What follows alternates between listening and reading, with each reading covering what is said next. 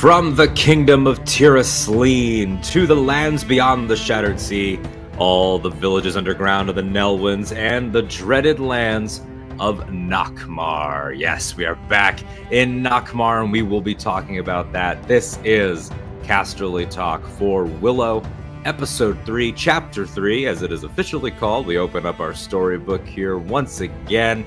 This is The Battle of the Slaughtered Lamb. And if that episode title sounds really metal to you, you are correct. This is an extremely metal episode, and I could not rock out alone. I am once again joined by our friend Nicky Kumar. Nicky, this is an exciting one, man. We were freaking out at 3 and 4 a.m. today about this episode. Yeah. First of all, hello, everyone. And there's actually one thing I want to say to you first to start off, and that is Tuatha Athrakmora Hoatha. Yeah, I'm gonna summon a host of my friends, and it worked, and we will talk about that. I think she has really come into her own here. I think everybody's really coming into their own here, and they were already great. This episode, fantastic. I should probably note, hi, my name is Alden Diaz, not Ken Knapsack. As you might expect here on Casterly Talk, I'm going to be taking the lead on some of these Willow conversations. Ken will pop in and out throughout the season. It's weird when you do these. Sometimes you forget to introduce yourself, especially when you've been rocking out to Metallica in your head all day. Yeah, this has been already such a fun ride. Only 3 chapters in. I am so impressed with how this show has been able, just right off the bat, to capture a tone that feels decidedly like late 90s, 2000s. Like this could have existed alongside anything from Buffy up through like Merlin, right? Yeah. Like it really feels like it belongs in that family, and they know it, right? And they lean all the way in. So coming off of this one, what were your initial feelings, reactions, and just sort of your overall picture of how you felt about the Battle of the Slaughtered Lamb? Yeah, I think with this episode in particular, either just, I can't remember if it was while I was watching it or after I finished watching it, and I just felt like I've known these characters for years, and I think that's such a great sort of compliment and sort of testament to the work they've done. I feel very at home with these people, and I think that's just such a delightful thing for this show, especially when so much of recent fantasy is pretty, like, I don't know, I don't want to say like grim or like dark, but like when I think about what I'm watching, it's like, it was Thrones. Thrones ended the very same year The Witcher came out. The Witcher, not a happy show, not a happy-go-lucky show. Then House of the Dragon, even Rings of Power, for as hopeful as Tolkien's world is, still has its heavy, super heavy beats of chaos, destruction. Rings of Power society is literally falling apart. And I think so for Willow to come in now and be this sort of, again, it's also not one note. You know what it reminds me of?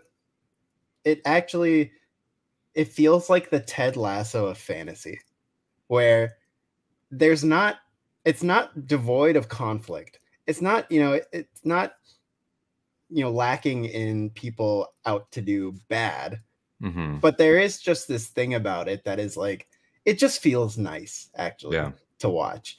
It's not a sitcom. It's not like there are no stakes. There are many stakes. It's very involved, but big time world-ending stuff, But it just feels like one of those shows where you tune in and the characters are just kind of like, they feel good to watch. So, and that's Hannah Waddingham aside. It just feels a lot like Ted Lasso in that way.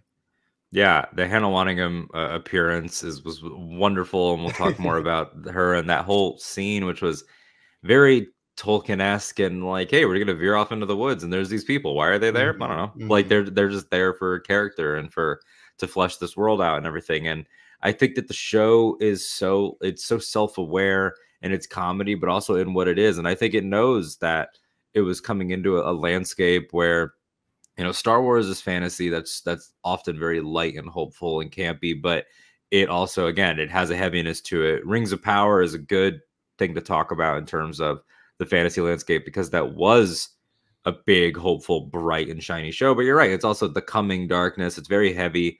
It's very involved. Whereas it's not that Willow's not involved, but Willow isn't leading necessarily with its lore. Like it plays in a very modern way, but it's still very keenly aware of, like, why are these themes very classic? Why do they endure? You know, belief and friends, sacrifice and loss. And I guess right up top, the takeaway that I had from this is that this is sort of, if this was Willow 2, the film, this would be when Obi-Wan Kenobi dies. Like, this is like, oh, the stakes are real, part of the journey. The trials of the adventure really start to set in. Like, the group is together. Now we have forward momentum, especially because Allura has been taken. And so the entire episode is sort of this stop-start chase of trying to get to her before they can get to XYZ locations, which we find out later was Nakmar, at least part of it. It's had this feeling, though, of it's time to grow up. And even though, you know, Borman's already an adult, he still has growing up to do. You look at characters like, I was about to say like Ruby and Jade, like Kit and Jade, Ruby Cruz, as Warwick calls her. That's great, great stage name. She has, you know, they have growing up to do in terms of their relationships and their expectations with each other. Graydon is trying to find his place in terms of being not just useful to the group, but also his own man. He talks a little bit about how his father was disappointed in him, and Willow is really hard on him. And again, Willow taking surprising turns as a character. But again, it's not like it's inspired by Luke and Last Jedi, as Warwick has said, but it's not going to be resolved as quickly as that, because this is an 8-hour piece. Like, this is, you know, roughly it's an 8-episode piece.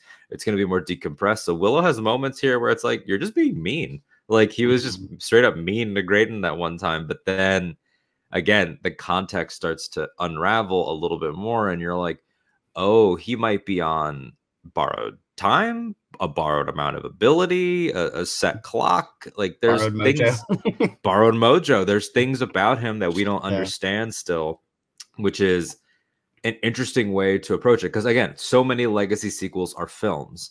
And I think the fact that this legacy sequel is a television show has allowed John Kasdan and his other writers, I want to give them a shout out here. This episode was written by Wendy Miracle and John Bickerstaff, directed by Debs Patterson, who I found out directed the behind the scenes documentary for Rise of Skywalker, which is an interesting sort of career path, and amongst many other things.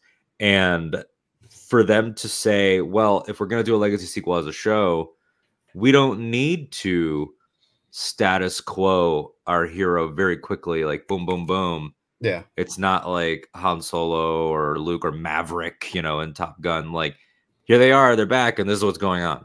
They're giving it to us very methodically.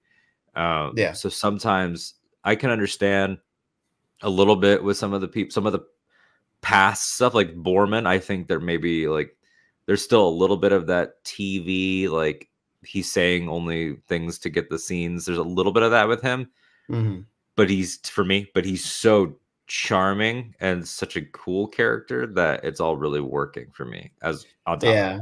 And like that, the actor's charisma kind of sells every bit of exposition, and you know, like it's so good.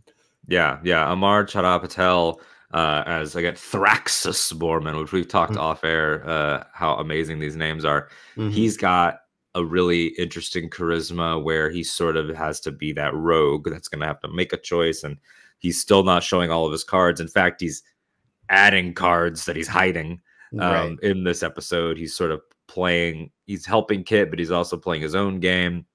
Kit's going through a lot. Jade's going through a lot. I thought Aaron Kellyman was absolutely, for me, by the end of it, the star of this one for just that pathos and just the the drama, like when the jokes are set aside and the rain is falling and it's dark and the cinematography is there and the fog and the atmosphere and the magic, it comes down to Aaron Kellyman and Ralph Ineson just having this really heart-wrenching scene where she's doing a good thing, but it requires her to do something unimaginable, you know, to her. She is freeing somebody, but you know, that's a theme of the show. Sometimes you're doing good and you have to do bad to do good. You have to, there's no right call. There's sometimes you're going to be caught in these in-betweens, which I thought was a really mature place to take it, especially early. Like this is still act 1 of the entire thing. Right. Yeah. And again, it's like, it's also one of those things that I feel like people are often like too quick to sort of dismiss when they look at shows like Willow, and they do this with a lot of like animated things too, where it's like, you know, oh, it's Willow. It's not as mature as, you know, maybe something else, but it's like that whole sort of that journey she goes on is super mature. It's very deep, and it comes to a lot of different. I think she has a really packed episode emotionally with all sorts of characters. I loved her scene with Kit when, you know, Kit's like, you never have to save me, I always beat you, and she's like, eh. And I love that for both of them, because it's like Kit is finally sort of being faced with the fact that she's grown up a privileged princess, right? And everything she thinks she is and what she's looking for has been, you know, it's on a different scale, right? Like it's, you know, she thinks she's won every battle. She thinks she's ready to go take things on. It's like, how ready are you? And then I also think about what that does for Jade. That conversation is also, you know, it's like when she's like, I let you win, maybe not all the time, but like certainly a few times, you get the impression that no one has ever let Jade win in her life.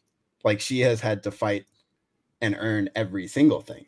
So it's like, so it's that then sort of feeds back into her relationship with Valentine, and him, you know, sort of being like, you know, again, a really, really moving moment when he's like, you know, raising you, training you, helping you be who you can be is like the best thing I've ever done. It was just, it's a very, she had a really packed episode.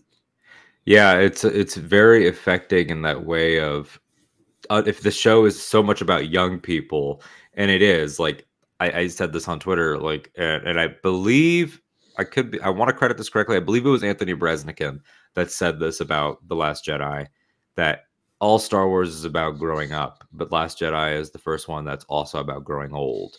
And I think that Willow is about growing up and growing old at the same time. Right? You know, Willow and Silas and Sorsha and that old guard are all dealing with, like, did we make the right choices? I don't know. Whatever. How do we come to peace with this? How do we try to mentor after we hid and made mistakes, whatever it is?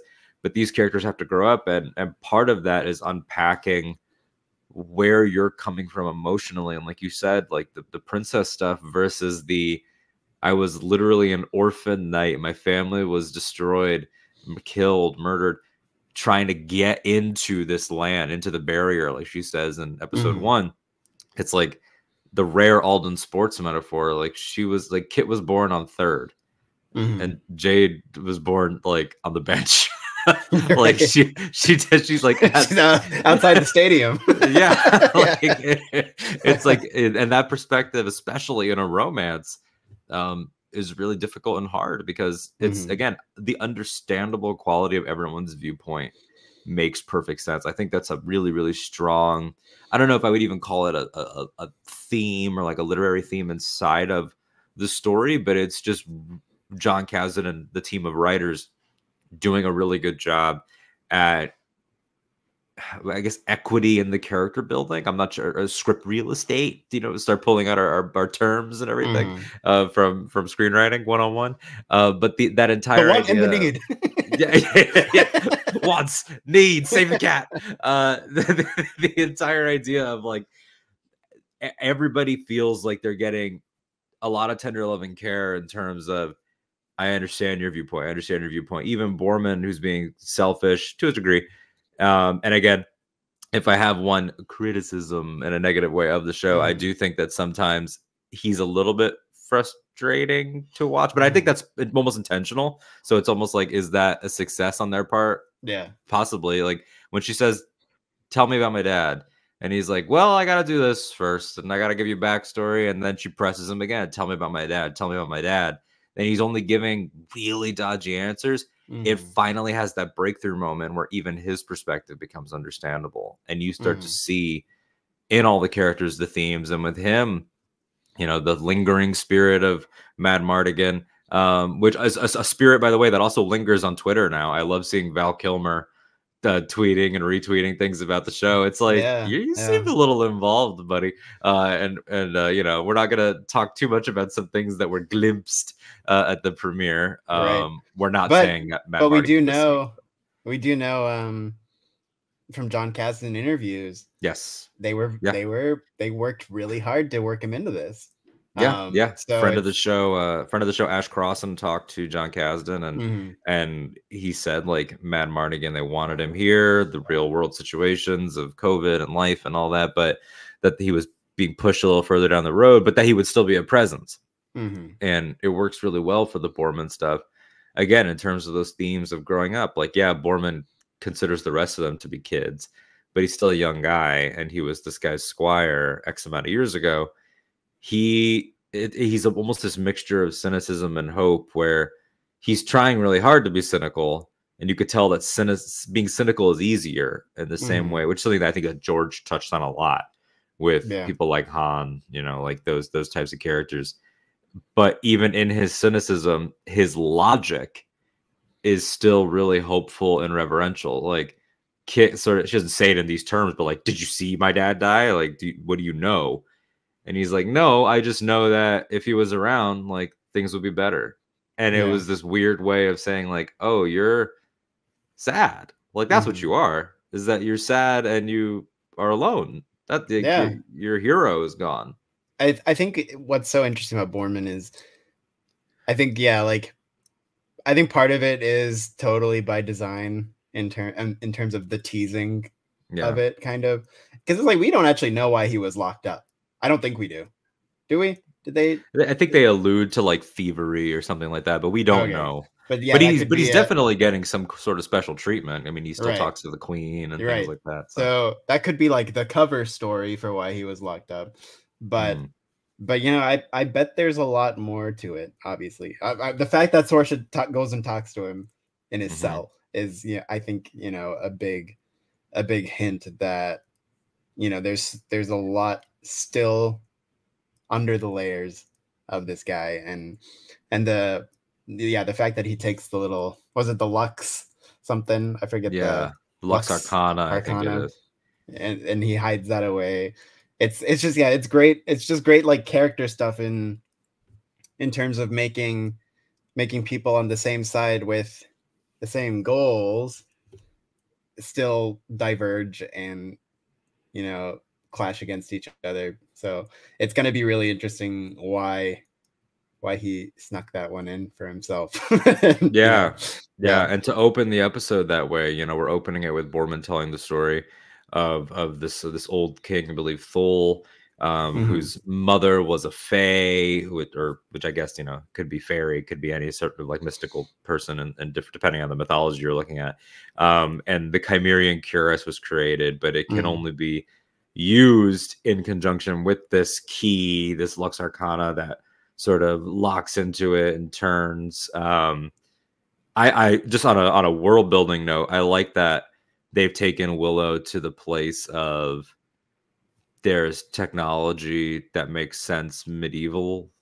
I don't know what the adjective would be. But because a lot of things, like, there is no like plug in, turn, things connect like tech in Martin's world.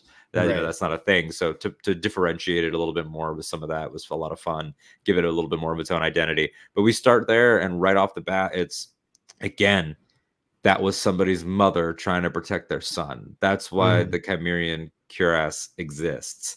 And for that to hang over everybody, like we weren't, and they even say it later in the show, like Madmartigan and Borman didn't go to find a weapon to destroy darkness. They went to find a shield.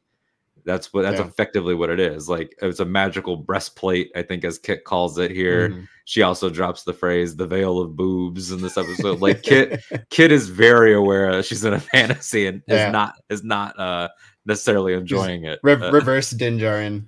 Yes, too aware. Yeah, it's just like I'm very, very I understand the tropes here. I get it. Yeah.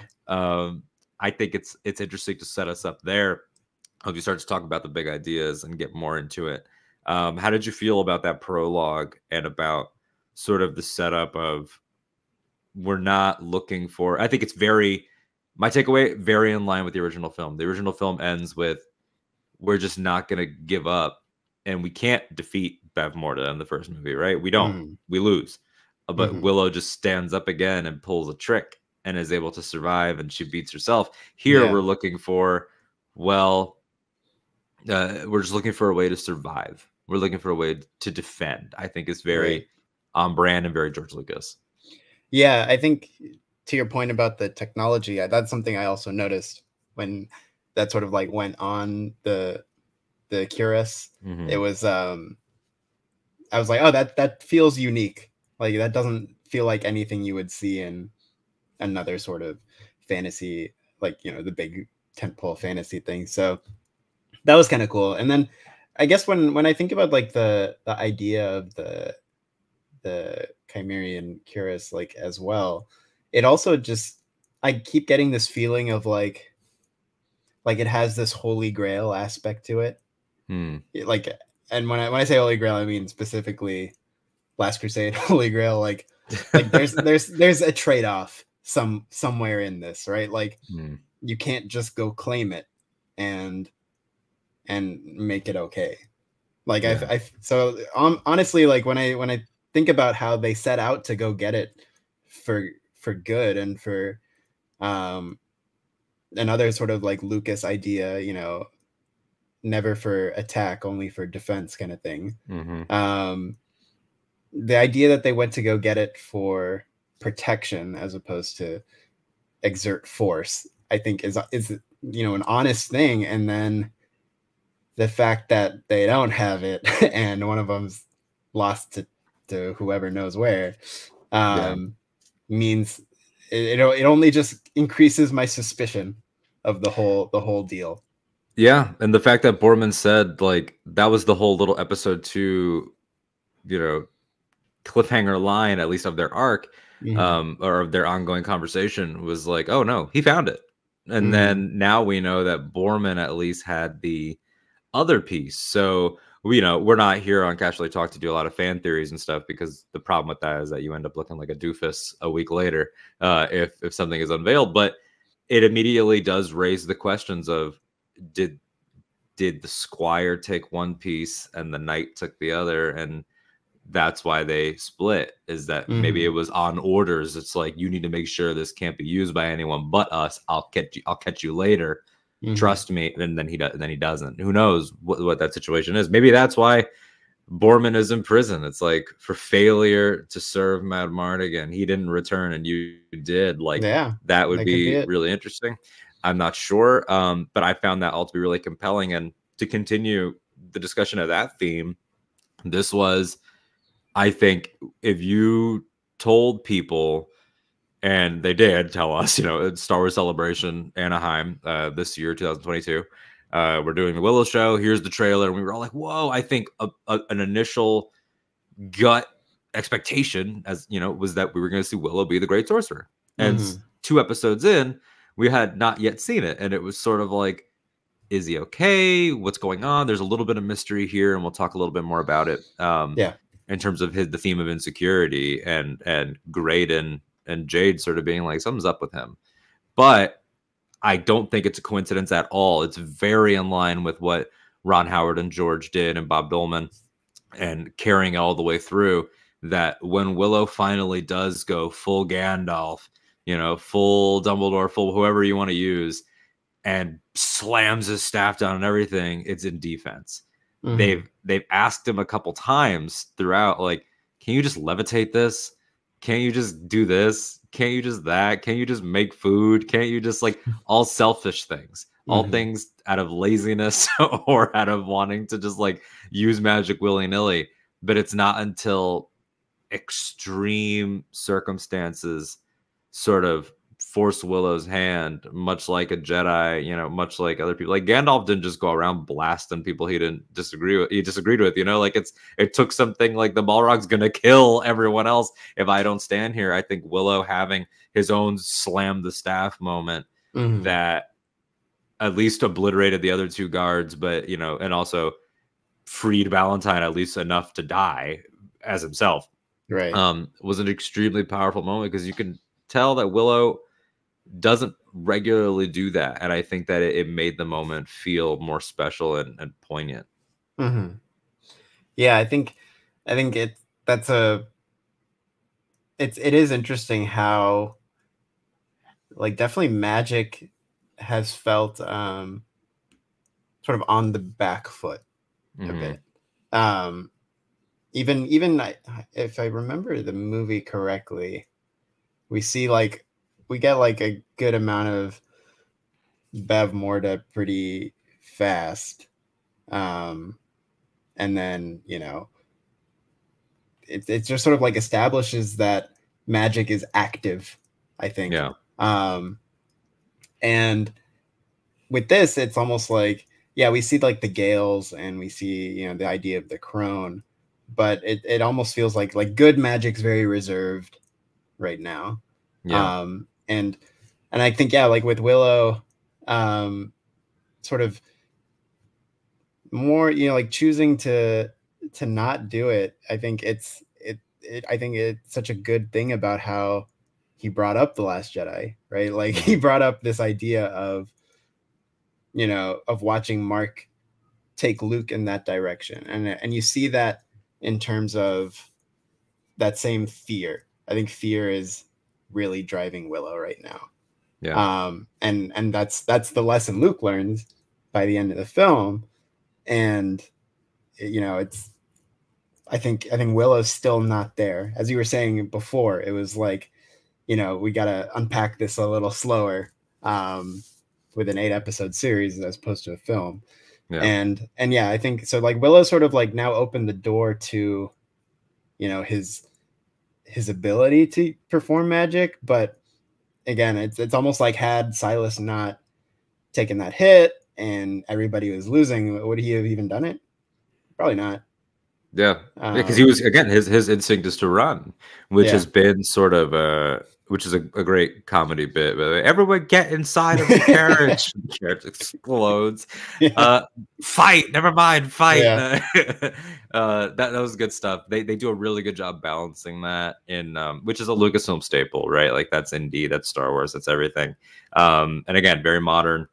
Like I said, it fits in that 90s 2000s tone, but it knows that it is that, and when it needs to get serious, it does. And, you know, continuing this theme of people wanting to defend, I mean, that's, we talked about it a little bit with the relationship drama.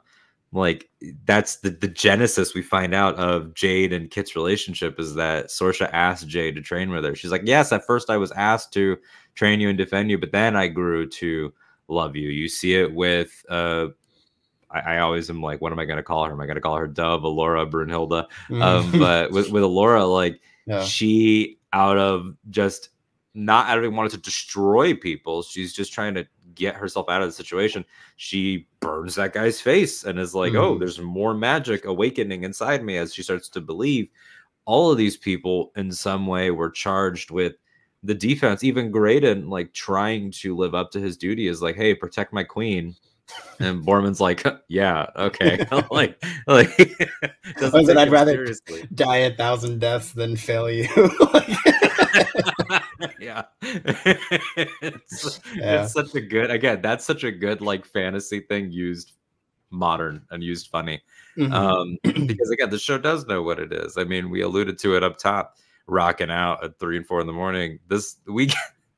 We got a Willow episode that ends with a dramatic like, I know where we are, and then Metallica kicks in, and then we zoom out, and it's Nakamura, which is such a good. That got me. I didn't realize where we were.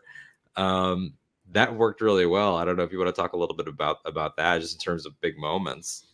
Yeah, I think I sort of expected it in terms of like, I think just in terms of Willow being like, I know where we're going, and then like getting the flashes of a castle, and I was like, oh, is it? I think I was a little like mixed up in terms of like where things were in the original movie, right. But I think like, because Tara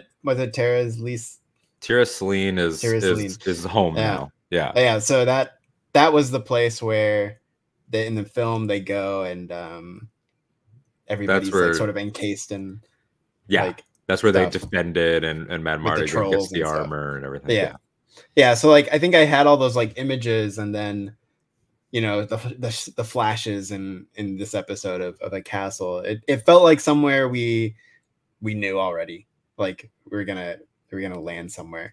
I don't know if I put it like exactly together there was Nockmar, but I felt like ready for it.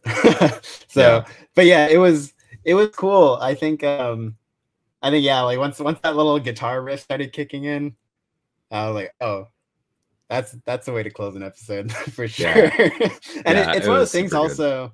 It's one of those things where I'm also like curious. I feel like in another world they could have done a three episode launch, and these 3 would work really well together. Like Andor did a 1, 2, 3 drop. Yeah. Because I feel like in a lot of ways this also is I mean, it's sort of like the big first chunk, it's one. It feels like one sort of piece together, and it like as you're sort of saying, like it at the beginning of the episode, it sort of sets up a lot of new stakes, right? You get your sort of time to grow up with Jade, also Kit, I'd say, and then Graydon's new stakes of him being injured by the magic, and Alora sort of, I think she sort of like comes to terms a bit with who she can be in this episode. So like, I think that all leads to being like, we finished phase 1. So yeah, I think it was a great ending for all that, and I think it works really well as like, if you're trying to convince someone to watch Willow, here, just stick through these first 3. If you don't love it by the end of 3, or into it by the end of 3, then that's fine. But I think you got to give it these first 3. I agree, and and I used the term Act 1 earlier. I don't know if I would say that in a critical analysis type way. I think Act 1 is, if this is a one big piece, Act 1's leaving. Or Act 1 is not in terms of like a script structure. Exactly, but in terms of arcs, it's like arc 1 is now over. The arc that was Valentine the Corrupted Knight is after us arc is over now. And we're moving on to the next thing. Group solidified. That's what this feels like, is the solidification of the group by the end of this. And again, learning to care about each other more, learning to accept their own potential and experience loss, right? Like experience loss. Jade lost Valentine, Willow lost Silas. Yep. They all lost the horses. It's like it's tough when you lose your horse. I'm telling you. It is. Not everyone can be Bill the pony and just have a nice walk home. Goodbye. Yeah. Very, very random, quick tangent, but I got to bring this up now. So in Two Towers, we get this amazing connection with Brago and Aragorn, and then in Return of the King, Brago just bolts. Like as soon as they get to the Pass of the Dead, he's like, anyway. He's Nah. like, "No, we're good. See you, Chief. Have fun in Nah. Gondor." Anyway, that just popped up in my No, head. But yeah, that is very funny. Stay but tuned for yeah, the Peter Jackson rewatches on Casterly Talk, where we'll talk more about that. um, But the themes, yeah. So this idea of we talked about this idea of defense, this idea of never attack, but even when it is attack, I guess sort of not capping off that theme. There's always gonna be more to say about it, but for this chapter, this battle, like we're set up with this battle. It's gonna be the battle of the slaughtered lamb. It tells you immediately this is gonna be action packed, but what the battle comes down to is a mercy kill, not an actual victory, which I think ties in with that theme as well. Like it's goodness. He says, "Release me." Valentine is saying, "Release me." It's it's a very like, you're ready. You're the one. You've achieved your potential. He had already given her this recommendation for the Shining Legion before the show began. And I thought that was a beautiful way to wrap up that theme. And I think that Erin Kellyman, she's a star. I mean, there's a reason why she's in Star Wars, the MCU, and now Willow, like back to back to back. Like, she's just good. She feels very. It's not that Jade feels less modern than the other one. She does it because she fits right in with Kit and with the other characters. But Jade feels the most like plucked out of a serious fantasy, in a certain way. And I think Erin Kellyman plays that really well. Yeah. No, yeah, she's great. I think she'll have a. I think a lot of them will, but she'll definitely have sort of a great future in terms of again like what she's done already. Yeah. And it's like we also know how Star Wars works, where somebody who just happened to be around, I mean, taking her movie into account, and the star of this show, Warwick Davis played a guy betting on a pod race and then was reintroduced into Solo as a freedom fighter, right? Like, or / pirate. So it's like I think she'll she'll have all sorts of stuff ready for her, and not to mention she was in the Green Knight. In the Green Knight as well as Winifred. Really fun little like chapter of the Green Knight. So yeah, I think she was great. She really, not to use this term crudely based on what she did, but she killed it. Yeah, no, yeah, she absolutely did, and that entire theme of loss plays in. Let's talk a little bit about the loss of Silas while we're talking about that. Yeah. I have to give a huge shout out to the performer that played Silas. This guy, Graham Hughes, in just a few episodes, 2.9 episodes, because he doesn't quite get to this one, is so believable. He imbues him and Warwick together. I don't know if they really are friends. I don't know what their backstory is. I'm not familiar with Graham Hughes.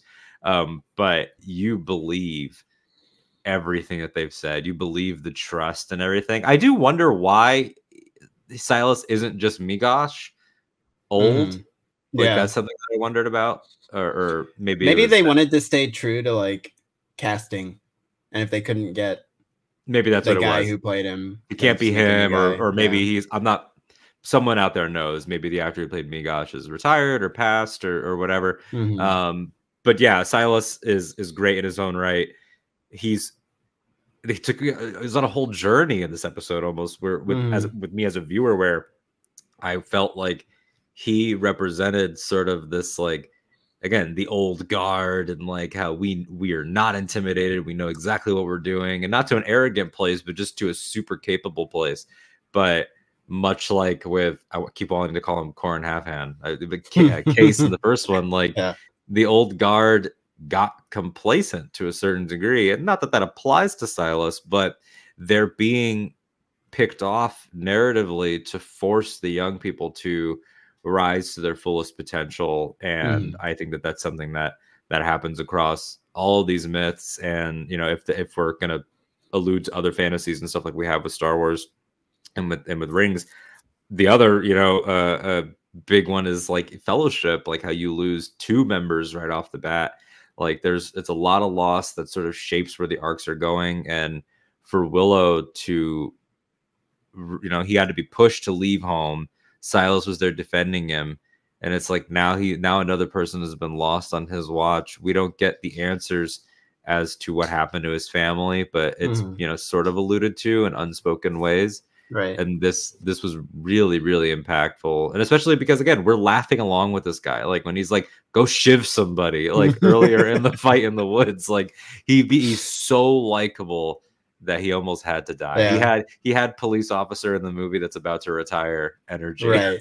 No, yeah. And I think that's what is so sort of it's both painful and so honorable about the Nelwyn, right? Like they were sort of just vibing, right? And but the strength of their character means they don't refuse the call.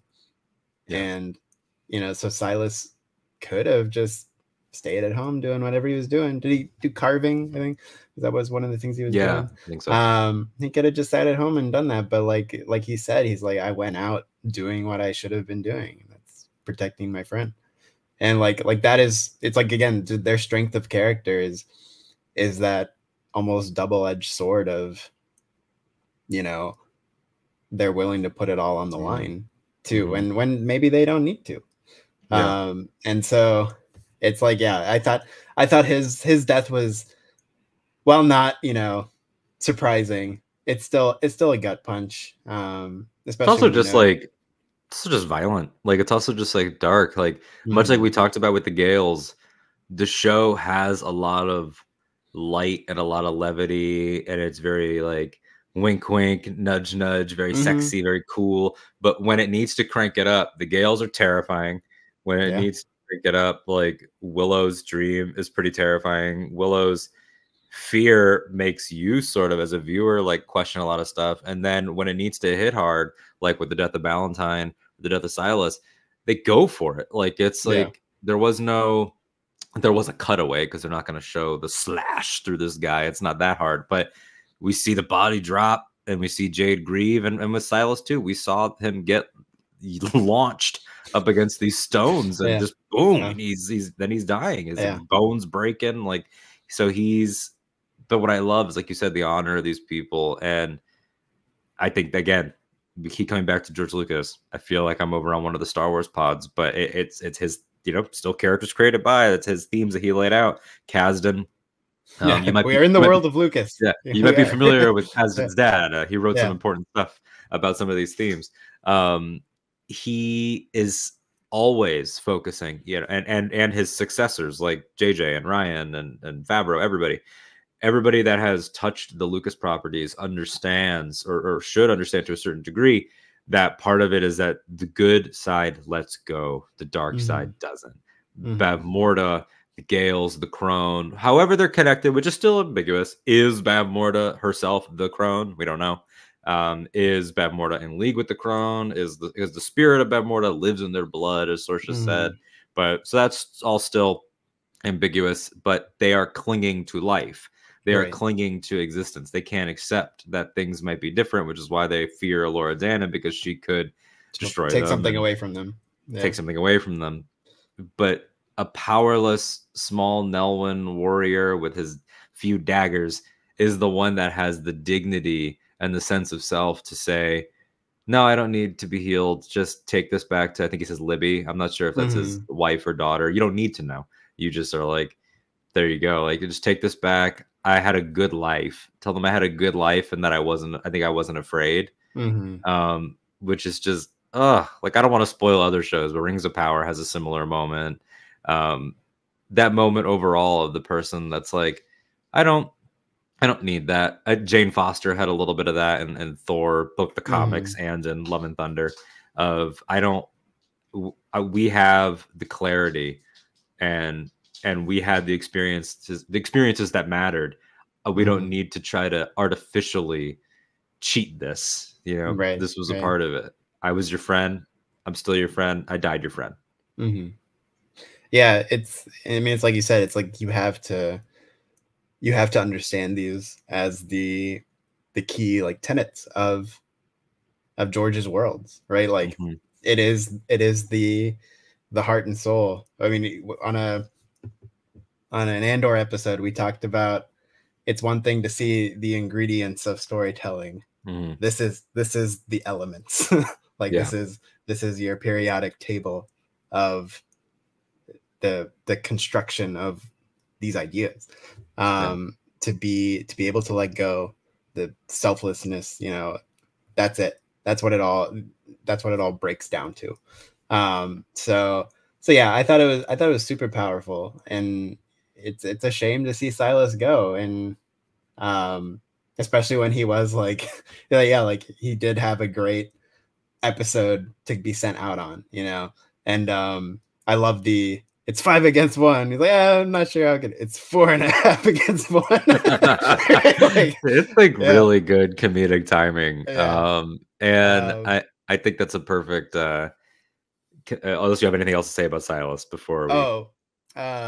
Yeah, I think I was just gonna say, like, I think he had a good exit. Like he challenged Willow, you know, midway through, and he's like, oh, you know, basically like Cry Me a River, right? Like, you know, and Willow's like, oh, could get bad, could get worse. It's like, how much worse could it get than this? I liked this idea. He did everything he needed to do. It's a very functional role in terms of the story, and like it's by design functional, but then elevated by Graham's performance. So so I think that's what we'll remember Silas fondly for. Absolutely. And you know, we talked about comedy, we talked about timing, we talked about theme, we've talked about these themes of defense, we've talked about these themes of letting go, and how Jade and Willow both have to do that in certain ways. But then and I would note, we've touched on it with Boorman, I would note how Boorman doesn't let go. Boorman he's literally like, nope, I'm gonna hide this. Like, I'm gonna hide this from myself. He's not come to terms with whatever happened there, which puts him in our Han Solo rogue place. Will he make the right choice? Will it be the, you know, we've got the Curus, but we can't activate it, and then Boorman's like, haha, I have the, who knows? But another core theme here is insecurity. We'll talk about it with Willow, but I want to start with Elora Danan. And speaking of comedic timing and actors elevating things out of nowhere, unless you're subscribed to the Lucasfilm YouTube channel, out of nowhere, Hannah Waddingham coming in hot with a performance that is so bananas. Like, it's such a weird. She felt very Tom Bombadil, like weird, and it's not just her. It's she plays Hubert. She also has Anne that lives with her. Right here on the Willow page, the performer who's playing Anne is not listed, so I apologize for not having that name.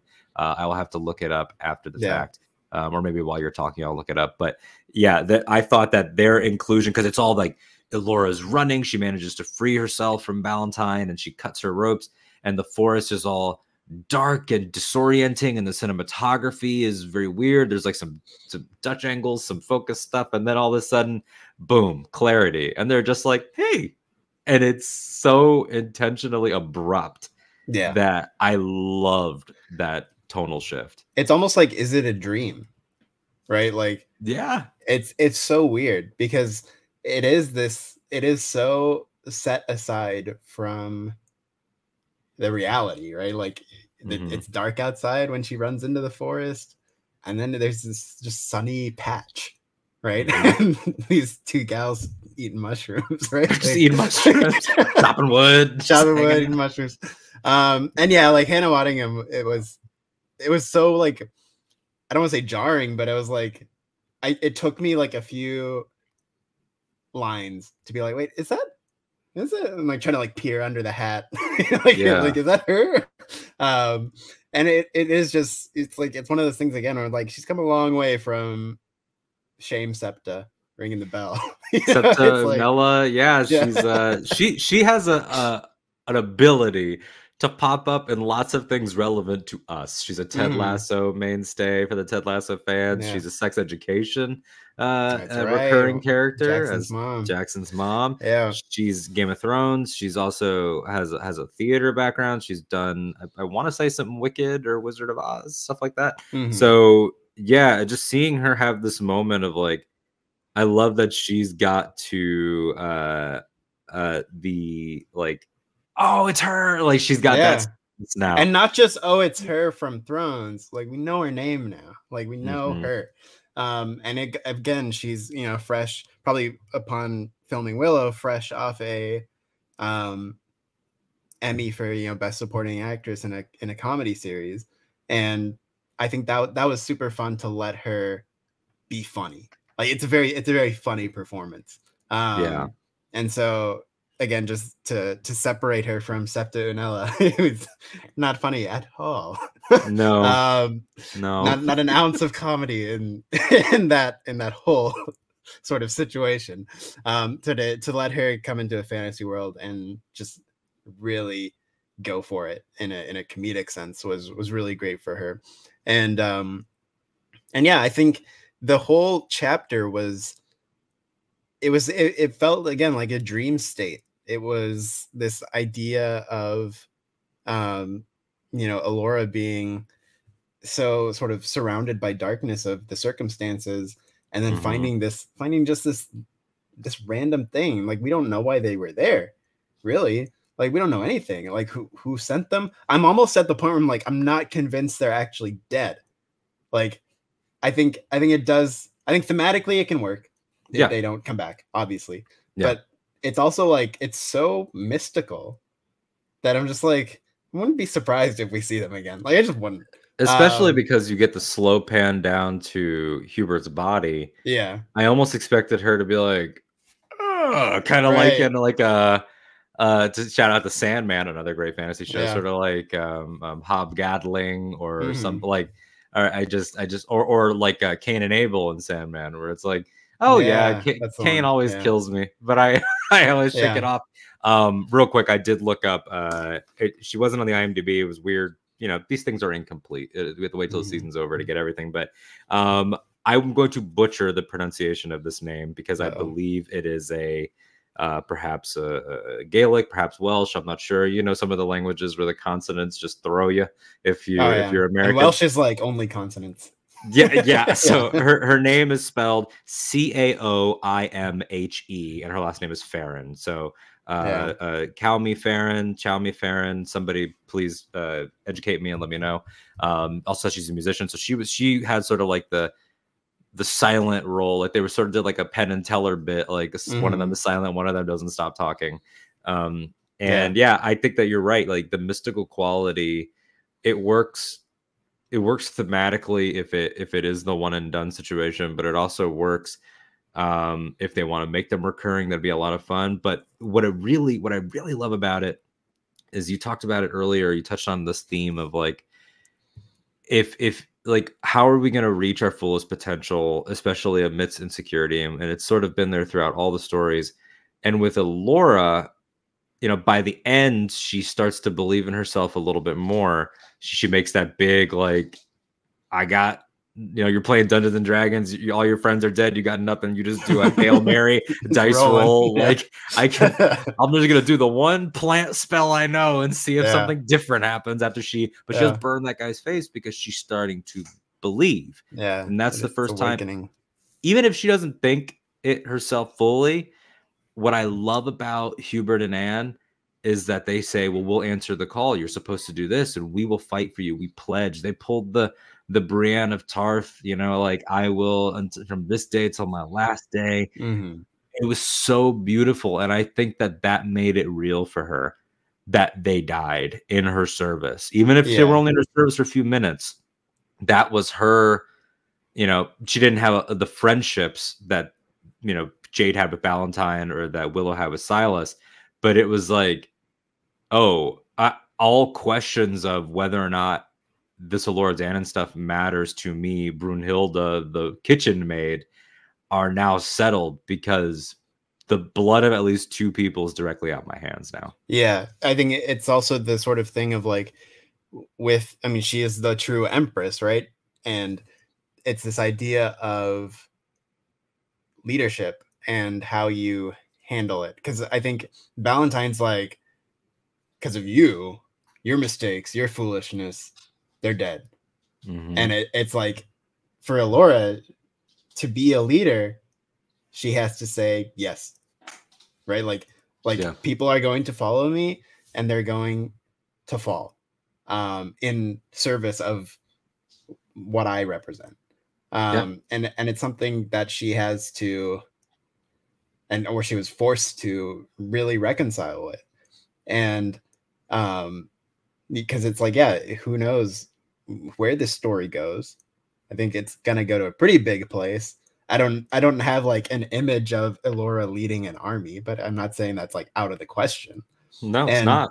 And it's like, to be strong in that position, you have to accept that people are gonna die for you. So I think that was a super important thing to happen to her, for as mystical and dreamlike it was. Like, it was very sort of substantial in terms of not just sort of like accepting she's Elora Danan because these people saw the mark on her her arm and believed it, but it's like her accepting, I'm Elora Danan, the Empress, the most powerful sorceress in the world, or soon to be, and that comes with a cost, and I have to accept that cost because that's what my power is. And that's what Sorsha and Willow have been dealing with. I did some math based on a listing. So the cast listing for little Elora Danan is 5-year-old Elora Danan. So that's 15 years prior to this. So this 15-year falling out comes down to the cost, and to Willow's point of view on the cost, with what he knows about that she will have to die. She sort of has the Harry Potter prophecy of it all, of like, so the boy must die. Like he wants to avoid some of that by getting the jump on the training. Sorsha has her point of view on what protection is and what cost is to her, especially as she's trying to unite the realms and redeem herself. That's something that gets touched on here, not very heavily, but it's a theme that's alluded to when you look at Tony Revolori's character Graydon. His family name, he feels like he's ashamed to it, and Willow says, yeah, well, it wasn't a great family name to begin with, which was such a like, woo. Yeah. Like Willow with some opinions, right. Willow with some political opinions. I know, right? That was a good line. Tough but good. Yeah. Can you remind me if Willow told Sorsha about See, that's what I'm unclear on. We know that Willow expressed fears that she needed to be trained and that the darkness was going to come again. We don't know if he said, and she's going to have to die. We still don't know. We also know, based in the pilot, when she talks to Kit before Kit leaves, she says, I didn't listen to Willow and we disagreed, but she's also now having these dreams and visions, and she's hearing Willow's voice, the Gales. So whether or not they each have 100% of the info is still up in the air. I'm hoping that we do find out if who else knows about the death part of it, because I think that's really key to their points of view. But yeah, this idea that people are trying to redeem themselves and people are trying to get out of situations is interesting as they face their fears in terms of leadership, because as it's a scene that we both really liked when we were talking off air, as Graydon and Jade start to speculate, like maybe Willow is not at the height of his power anymore, and that's why he took the Nelwyn underground. And those types of leadership calls are the ones that Elora is going to have to learn to make. And I briefly rewatched Willow's dream of her being dead, and I'm pretty sure, someone could correct me if I'm wrong, but I'm pretty sure her hair is dark in that when she's dead. Her hair is red again, and we know that she's not a natural blonde based on that flashback where he's like, your hair was red when I met you, and she's like, yeah, they dye it with some gross like ingredients. So yeah, there's a lot of becoming oneself that is happening here, and it even happens in the theme of light and dark, which is like, of course, like that's one of the most like themes that's going to happen in fantasy. But Willow takes it to a literal place of the practices of good magic and bad magic. Graydon is the one that's been commenting on it, and then he's the one that's afflicted by the bad magic. So how did that play for you in terms of his sort of trying to be a scholar, getting shut down by Willow, but then it actively does happen? First, I want to comment on, again, very sassy Willow episode. Mm-hmm. And that scene where like overlooking the portal and like Graydon like speaks the like translates and he's like, oh, so you speak dark whatever. Like, Willow was so sassy this whole episode. And now, can you remind me the question? Oh no, I was just saying like yeah. No, what was the topic again? It was like, how did you feel about the Graydon introducing sort of the good magic, bad magic stuff? Because for me, it ties in with, I think, the theme of insecurity is that like he's been told he isn't good enough this entire time, but he has this one area that he studied up on. Yeah. And then we get some great shots in the trailer of like him with that fish creature and everything. And like, so spoilers, I don't think the bad magic's going to kill him because we've seen him in the trailers for stuff. But the idea that he's the one that has this area of expertise that his dad and family don't value. Yeah. And that he's the one that has to now directly be infected by it. Right. I think is poignant in terms of insecurity, because the reason why Willow is a sassy jerk is because he is insecure. Exactly. And because he always has been, and because Sorsha put that in his head too 15 years that he's prior. Not that good. Yeah. No, I think it's really interesting for Graydon, especially to be in the position he's in now, where I'm curious how he's going to now empower the ones who now need to take care of him with his knowledge, because it'd be different if it was like Borman or Kit who got infected and then Graydon can work on them, but it's like now it's on him, and it's like he may not be able to help himself, and how he can sort of continue to use his knowledge to help the knowledgeless, and help him. It reminds me of that pretty brutal scene in Master and Commander where the doctor gets shot. Yeah, Paul Bettany, and he has to operate on himself. Oh yeah. Ooh, forgot about that. That was gnarly. And so it kind of gives me a little bit of those vibes where it's like, how can he sort of make put himself in a position where he can still use his knowledge to help himself, even if he's sort of falling apart. And it makes you wonder what sort of secrets are in Nockmaar for them to maybe heal him or counteract it or whatever. Because I'm sure Bev Morta had plenty of weird stuff tucked away, in that castle. But yeah, I think Graydon is super interesting. It's such a great way in how they take all these characters in very sort of normal positions of fantasy, and now they're just letting them branch off into all sorts of different things. So it's like you get the prince, the princess, the one of the growing knight, all these like just sort of like simple ideas. And now it's like, oh, Kit's gonna go on some adventure of discovery with probably a lot of Mad Mardigan at play for her personally, and then Graydon, just the prince, the one who sucked, like the other one died, so the other one fell out of a tree. I got this one now.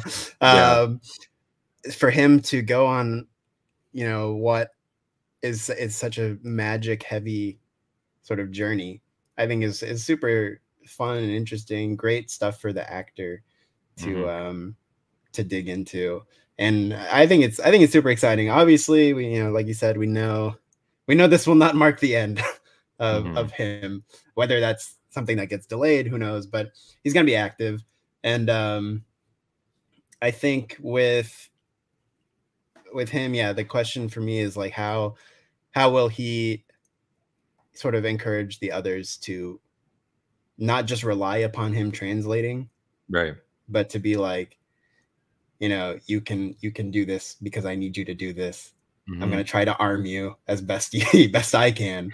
And again, it's like in the same way Alora is learning a sort of leadership, and everybody has to learn a lesson. I think Graydon will sort of learn his place as a leader as well, hopefully.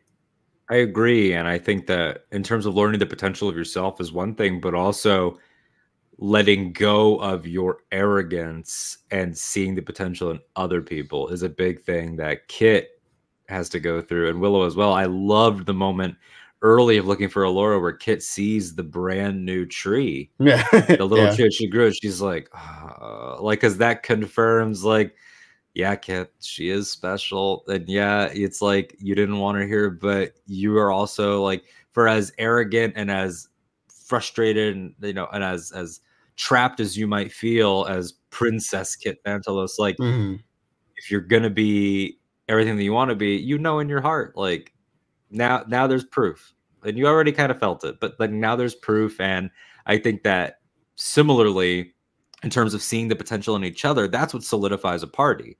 Like a fantasy party, a group of heroes, like, it can only truly be when you all finally respect each other. And I think her seeing that tree was the inkling of, like, I'm gonna come to respect her. I see now that she has the stuff. And with Graydon, I don't, you know, first of all, they're literally not going to be a couple because Kit's already in a relationship. Whether or not that, it's still ambiguous whether or not in this world that's like a. I don't expect Disney Plus to get into the, you know, House of the Dragon-esque. You cannot be a queer human in this world. I don't know how Willow's. We don't know if it's like, how does the world see them? Do they consider Jade? We don't know that, but we know that they're in a romantic relationship. But I think that she will, through this, hopefully see, oh, he's not just an annoying prince that was added onto our party by his dad. He actually has value too. And similarly with Borman, I think they all see better in Borman. He just needs to see it in himself. And once it's sort of like that line from Andor, like, you know everything you need to know and you feel everything you need to feel. Once you put those together, and that's them as a party right now, and they're almost there. Allura and Kit took big steps forward as characters. Jade took a huge step forward as a character. Willow forced to take steps forward as a character, forced to go back now to Nockmaar, the place where, you know, if you revisited the film like we did, that's the place where he felt like he had stepped into this new role, but then quickly a few years later found out that maybe he hadn't. All of them sort of have to face that, and for Graydon now to be, you know, his life's on the line. I think it's going to open the doors for, you know, our mid-season point to feel like, okay, we're a well-oiled machine now. And, you know, just one thing about Kit also, I think something I really love about her story so far is this feeling of this, like, unraveling of her feeling like, oh, you're actually not that special, or like you're not as special as you think you are, maybe, or you're not as special, or you are special but not in the ways you think you are. And I think that's a fun, like, unraveling for her, because it was sort of like, I felt that within the first 2 episodes where it was like, oh, I'm the princess, I'm leading this charge. Miss Muffin, which I love, her calling her Miss Muffin. Miss Muffin shows up and he's like, I'm still in charge. And then Miss Muffin turns out to be the most legendary person, like, in the world. And it's almost like the attention gets taken away. I think you felt that in the Nelwyn home when Kit's just like, are we good here? Can we go? Like, she wasn't feeling that. And then that's why I also love seeing the tree, B, the scene where Borman's like, well, I mean, if we actually saw she could do something, then I'd say maybe you're being a little harsh on her. And what's genius about that is they don't know that, but Kit knows that she did actually do something. And then the genius, like, craft part of it is the camera stays on Kit while he's saying that underneath. So you get her full reaction to, oh, well, I'd say you're being kind of mean, you know, if she'd done something, but she hasn't done anything. So, you know, you're fine. but she knows that she has. Borman's like, theoretically, if she actually was this. It's a great way of doing because again, I think the show is being very methodical and very selective about when the viewer knows things versus when the characters know things, et cetera, et cetera. that's an example of it playing really, really well. And again, just overall, like with what you're saying about Kit, like princess leading the charge, badass warrior, all these things that she could be, and many of them she is. But again, your specialness is not because of all the things that you have. It's not because of, you've beaten Jade in all your training rounds. It's not because of your Sorsha and Mad Mardigan's kid. It's because of you, and you need to figure out who you are here. Right. And that's what the key always is. And with that, they're able to do a lot of, like, I kind of described it as like, it's like a fantasy mixtape. Like, it's something that I really loved about the Star Wars sequel trilogy, where it got harder to place certain people. Like, Rey's obviously still, chosen one. She's the mythic hero, etc. But Poe was a little bit of company guy working for the larger party, but also a little bit rogue. Finn was probably the most wholly new of all of that. Of like, we hadn't had like child soldier, deserter of the bad come over to good, but also be like so wholesome and wanting friendship. Like, that was a pretty fresh thing. This is full of fresh little remixes. Like, the rogue is also this, and this. The princess is also this, and this. The kitchen maid is also the most important. Yeah. And again, Willow has always been that as a character, where he is like, I'm Willow, a great sorcerer, but it always came down to sleight of hand. And I think what he's realizing is that it's not theoretical anymore. Like, maybe for 20 years of like being High Alduin, it's like, yeah, I'm going to learn skills and learn skills and learn skills. And now it's sort of forcing it to all come to a head. And like I was saying, I looked at the timeline stuff, and it's not like Sorsha says in the first episode, it's 200 moons since it all went down with the first movie. Now that doesn't do the math. Yeah, that doesn't exactly line up, but this is not our world, so whatever. Right. If we divide that, we could assume, if it's 20 years in story and 200 moons, there you go. She says Mad Mardigan was like 9 moons ago. So Mad Mardigan left when Allura was like 4, all this stuff. So there's been a lot of time passed for every character, a lot of time for insecurities to set in. But that's the good thing about putting the young and the old together, is that they force the generations to all sort of feel things, I think, in a little bit more of a raw way, where you're not going to be challenged as long as you stay and as long as you hide. And I think that Willow wanted to make the choice of running is so key here, and not being able to multiple times. You can't run away on the carriage. You can't avoid the fight. The party splits up. He doesn't want to split the party up. Then he has to, and neither of those work. The reverse ends up happening both times. I don't want to go up the steps, so I guess we have to. Like, the story is constantly telling him all those years, those 200 moons since the first movie. This is the payoff. That 20-year in between was a break. Like, it's the story is telling Willow, you're in Willow too. Like, you have to do it now, which is a really interesting thing, because that's what makes him different from someone like Luke, is that Luke filled his 30 years with great deeds. You get the idea that Willow was like, awesome. And then they were like, okay, cool. Yeah, we'll have the festival every year and you'll do the finger thing, and that's it. Well, he was I can't remember. I can't exactly tell if this was pre-movie, but when he was like reminiscing with Silas about, and I remember when we would just like farm and stuff, like it's almost not even out of the question that post the movie, he still did a little farming, Yeah. And he's like, have energy to dance with Kaya, like, like he went back to living small.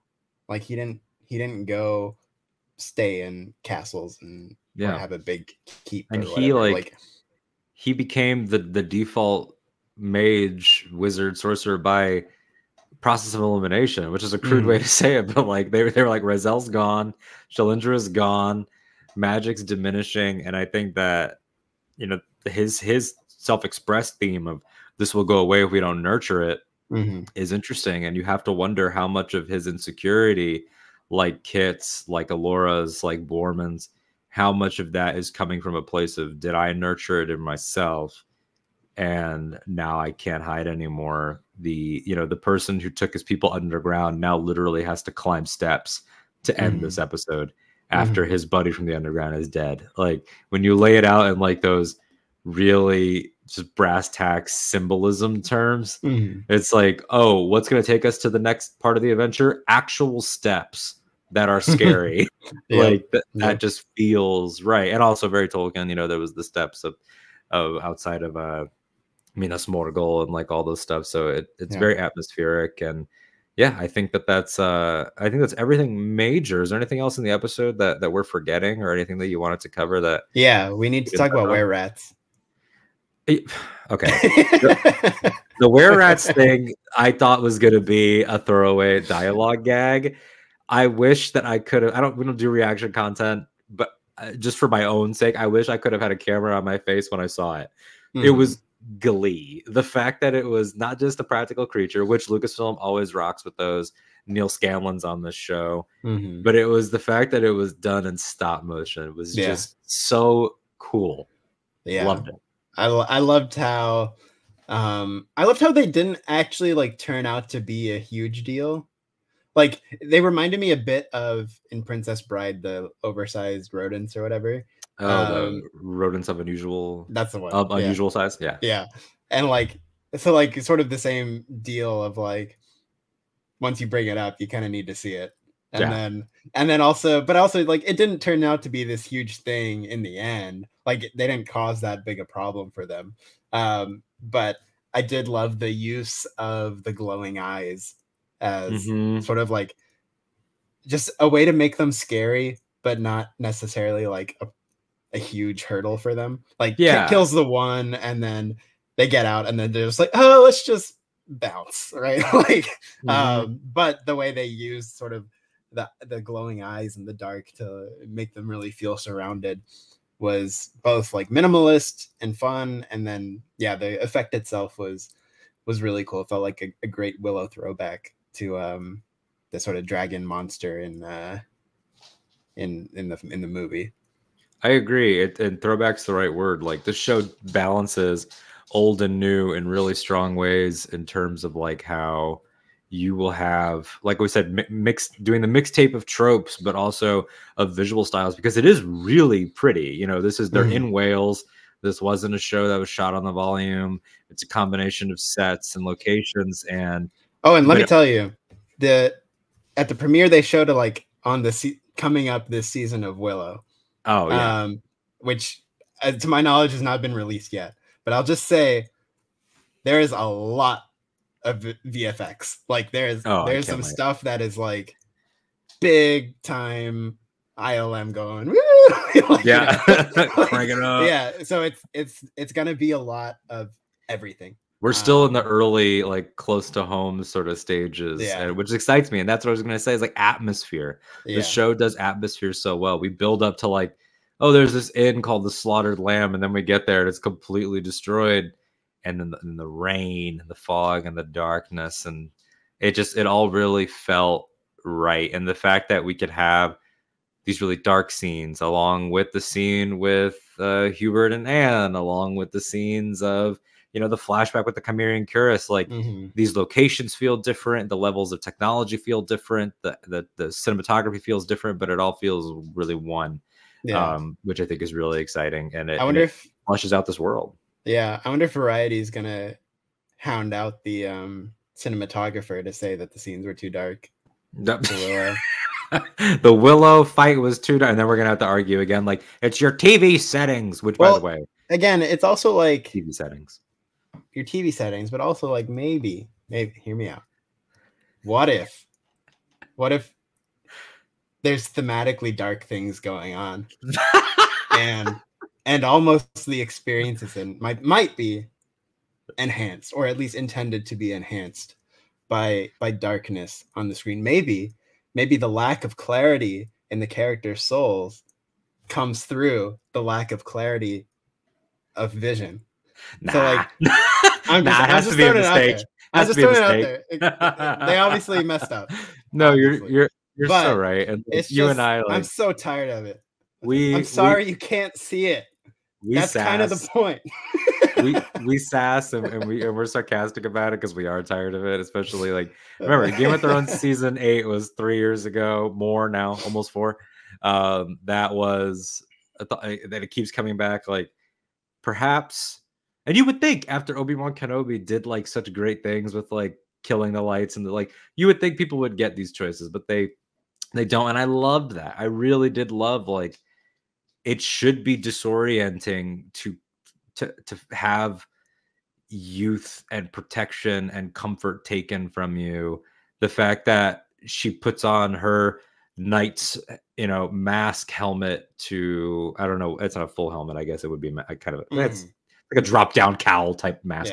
And it's immediately knocked away and it ends up in the rain, in the mud and everything, and she has to pick it up. Like those are symbols, and that was all really important. And I yeah, and you're so right. That that entire bit you just did is so spot on. Like, maybe theoretically speaking, the people making it made choices, and that doesn't mean you have to like it. You could say like, oh, that was hard for me to see, but that doesn't mean that they were wrong. Right. That's more the thing.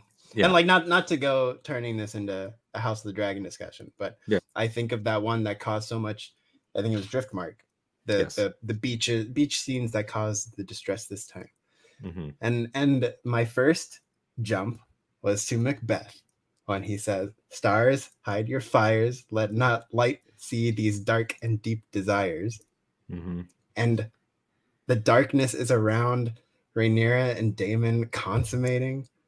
It's like thematically it works. Like, just chill. and Aemon stealing the dragon. It's about desires that people don't want the light of day to see. And I feel like, again, it's just the same thing with Willow. I think it's a choice to make it dark because I think it is about lack of clarity. I think that's just, it's a good choice. So, and to be at the foot of a mountain, like we said, like it's very on the nose in the way that George Lucas can be, and the way that 80s stuff was, or even 90s, early 2000s stuff was.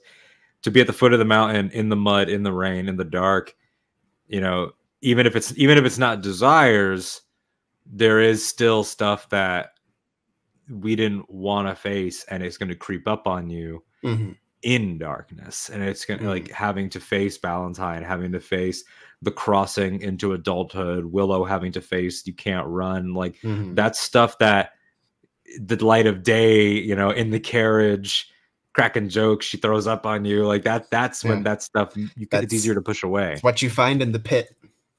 What you find in the pit, and now you have to climb. And it's going to take us into our next chapter. So I love that you brought that up, because storytelling, baby. Storytelling rocks. I don't know if you guys know that. Hundreds of hours of Casterly Talk later, and our other shows and everything, but storytelling is really good, and this show has done it so elegantly and in such a fun way. It's not afraid to be schlocky. Like, I love that this show's like, here's a stop motion rat with red eyes and some Metallica, and someone's gonna say boobs, and like it's just like so like Veil of boobs or whatever. Veil of boobs or whatever. And what was it was like the voluptuous veil. And that whole thing is a comedy bit. It's like the pitiless path or the voluptuous veil. Like, that one sounds pretty good. Like the whole thing is a comedy bit. It's like, it's called the pitiless path, but like it's a really nice path. And like all of that plays, and if people are watching it and they're like, it's too modern for me, and that's not I get it. Like it is going to be a taste thing, but we're also in a time where, like, if it's not to your tastes, you can say that, and that's really good, and that's fine, and that's honest, and that's cool. Any last thoughts on Willow before we close out? Because I think that I hate doing the like, let me replay the episode in my head, but I really do think that we managed to cover I think we got a good coverage of the whole thing. I think just in general, this was a heck of a ride of an episode, because I don't usually do this, but I sort of like stopped to tweet during the episode, and I was like, I'm just pausing just to say how good this show makes me feel. Like, that first half was so sort of like adventure, skippy, yay, and then like by the end, like my next tweet down is like, well, that escalated, and and it's just like the ability for this episode to take you on that kind of ride. That's what this show does. That's what Willow does. You always got to remember, oh, this is a cute little fantasy movie. Oh my god, they're mauling the woman. The dogs are mauling her to death. You know, like that is this world still. Yeah. So I think that was just like a fun sort of micro experience for this episode, and how that's just how the world of Willow feels. I love these characters. Can't wait to see where they go next. I'm so excited for so many of them. Yeah, absolutely. Same here. I think this group is great. I think the cast is killer. I think that this is a show that is already, like you said, in terms of like they could have done a 3-part launch, and it was fine as a 2-part launch, but they could have, because 3 makes 1 and 2 better.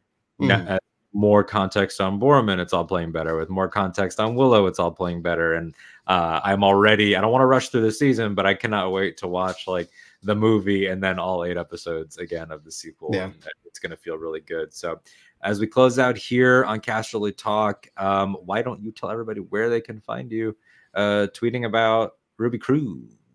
Ruby Cruz. Yeah, you can follow me on Twitter at Nequicious, Naquious. You can find me. Actually, is it worth plugging Hive? Maybe it'll be back up by the time some people watch this. You can find me on Hive at Nictifer. And then you can listen to the One and Done Film Club. That is the letter N, Done Show on Twitter. Do that with Alden and her friend Reed. Exploration through blockbuster franchise movies. It's a super fun time if you've got a few hours to spend, because they're watch along commentary. So it is as long as a movie, if not longer. And we do that. Rewatch Between Worlds on Octo Radio with Alden. And you can listen to the Imperial Senate podcast as well at Imp Senate Pod. Yep. Rewatch Between Worlds on Octo Radio. It's where I do all my Star Wars talk, AHCHTO Radio. It's got all the shows. We wrapped up Andor, so we're doing more of our interviews and stuff. There's some Higher Public stuff going on over there. So check that out for all of my Star Wars talk. You can find me Twitter, Instagram, Hive, TikTok, all that stuff. That Alden Diaz, THATALDENDIAZ. Writing around the internet whenever possible. I did something for Star Trek a couple months ago, working on a couple other things for them, hopefully soon. So hopefully some other things down the road that are going to be exciting for 2023, but still here on Casterly Talk always. And we're going to be doing more stuff, not just on Willow, but on the Game of Thrones side of things. The rewatch is going to be coming back with Ken. A little later this month, if not early 2023, getting back into rewatching that entire series. And then we're going to be moving over into doing some Peter Jackson Lord of the Rings content, more Rings of Power. Other stuff's going to be coming up here. Whenever that Gollum video game comes out, I'm going to be playing that. I always forget about that. And then it trips me out. Like, yeah. Oh my gosh. Yeah, there's a Gollum video game. So whenever that comes out, I'm going to figure out a way to play it here on the channel or something and have some fun with that. So there's a lot of stuff coming up here. Obviously, Ken Knapsack during Willow season, he's sort of Mad Mardigan. He's in and out of the story right now, but he is always still, present. Always present. He's the fearless leader. He will be back on. There's going to be some different guests and everything. Nicky will remain throughout the season whenever he can. We're going to have Molly Damon is going to be coming up. Adam Collins, who some of you know from the movie Trivia Schmodown, who is a Willow expert. A self-proclaimed Willow expert who was like, I know it backwards, forwards, all the lore, everything. He's going to be joining me. So look forward to that. And then all the links down below for me, for Nicky, and for Ken are all there. Buy Ken's book, Why We Love Star Wars. Support Casterly Talk. There's links down below if you want to support the show. There's a QR code that way in the bottom corner if you're watching it.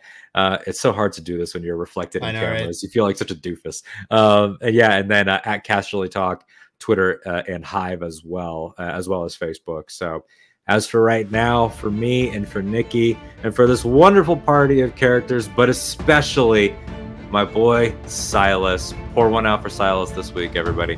We will catch you next time right here on Casterly Talk.